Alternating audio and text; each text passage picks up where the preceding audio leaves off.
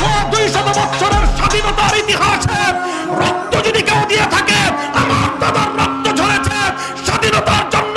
রক্ত দিয়ে থাকলে আমার পূর্বপুরুষরা রক্ত দিয়েছে। বালাকোটের রণাঙ্গনে সৈয়দ আহমদ শহীদ আমার পূর্বপুরুষ রক্ত দিয়েছে।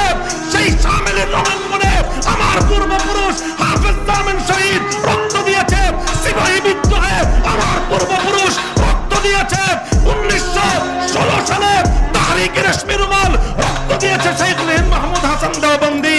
কারাগারে বন্দী হয়েছে আমার পূর্বপুরুষ শেখুল ইসলাম হোসেন আহমদ মাদানী।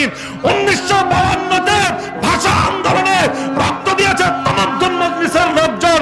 1954 সালে যুক্তফ্রন্ট গঠন করেছে আমার